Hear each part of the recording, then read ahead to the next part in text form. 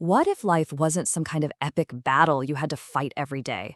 What if it was actually a game? A game with a clear set of rules that, if you just learned them, you could actually win. Well, that is the radical promise of a book from way back in 1925 called The Game of Life and How to Play It. And today we're going to learn the rules. This one idea right here, it's the bedrock of the entire book. The author, Florence Scovel Shinn, basically says that everything you send out into the world, your thoughts, your words, your actions, it's all like a boomerang. It has to come back to you. To put it simply, what you give is what you get. And this brings us right back to the book's central, game-changing idea. It's asking us to totally reframe how we look at everything. Instead of seeing life as this constant struggle, what if we saw it as a game? A game with a rule book. And Shinn's claim is pretty bold. If you learn the rules, you don't just have to play. You can actually win. Now, to play this game, you're gonna need a guide. And our guide is Florence Scovel Shinn, a woman who was a true original.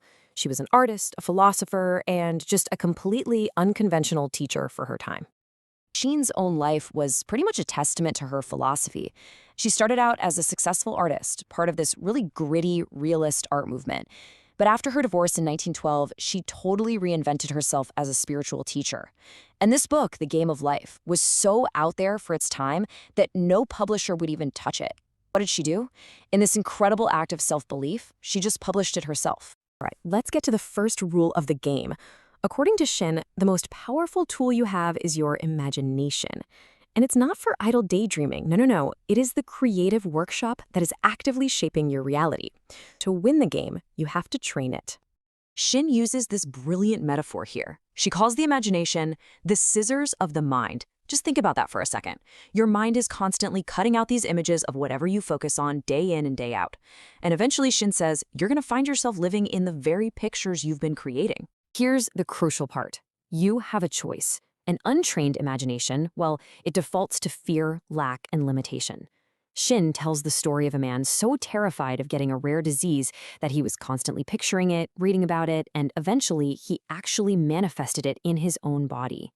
But a trained imagination, one that you consciously use to picture only good, that's what brings health, love, and your highest ideals into your life. But it's not just about the pictures in your mind. The second rule is all about the words that come out of your mouth.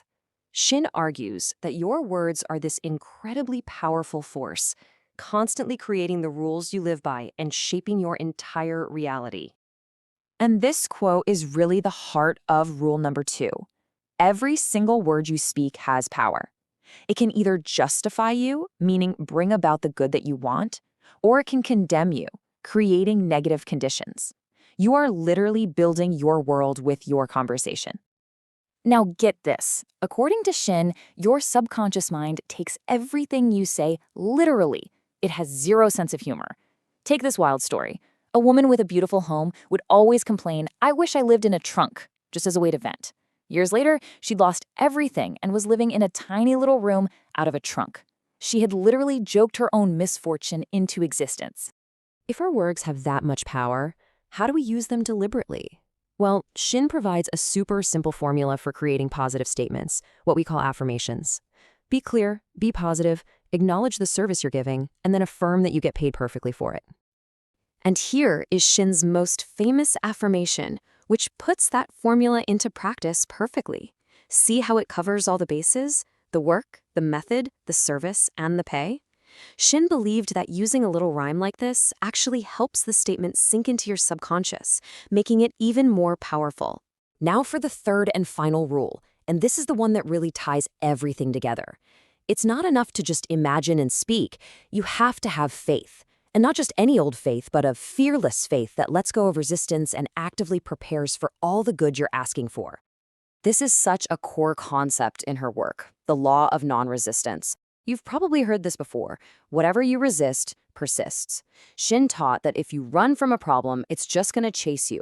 But if you face it fearlessly, it dissolves. Fear is the magnet that attracts the obstacle. Fearlessness is what makes it vanish.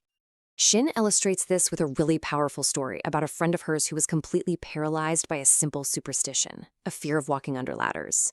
For years, this silly fear just held her captive. One day, after talking with Shinn, she goes to her bank And what does she find? A ladder right in her path to the safe deposit vault. Her first instinct was to turn back in fear. But then she remembered this law of non-resistance, and she decided to prove her faith. She turned around, walked back, and was totally resolved to face her fear and walk right under that ladder. And here's the magic. When she returned to that spot, fully willing to confront her fear, the ladder was gone. Her fear had attracted the ladder, but her fearlessness removed it. The moment she was willing to face the lion on her path, the lion just disappeared. But being fearless isn't quite enough. Shinn says faith has to be active. This means you can't just sit there and wait for things to happen. You have to physically prepare for the good you desire, acting as if you have already received it. This is just such a clear example. A student needed a bed and blankets, but could only afford the blankets. Instead of waiting, she went ahead and bought the blankets. That single act showed the universe she was preparing for the bed, that she was expecting it to arrive. And what happened? The very next day, someone gave her a bed. The blankets were her act of faith. You've mastered your imagination, your words, and your faith. What do you win? What's the grand prize for playing the game of life successfully? Well, according to Shinn, it's a life of complete and total fulfillment. She called the prize the Square of Life. It's a life that's balanced and whole, and it contains these 4 essential pillars: perfect health, financial abundance, true love, and the perfect expression of your own unique talents and abilities. And this, right here, this is the ultimate takeaway. Shinn believed that this perfect life, this divine design, isn't something you have to build from scratch. It's a perfect pattern that already exists inside you, in what she called the superconscious mind.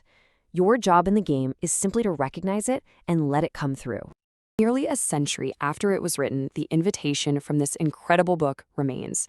It suggests there's a perfect plan for your life, with all the health, wealth, love, and self-expression you could ever want. It's all there, just waiting for you. The only question left is, are you ready to play the game?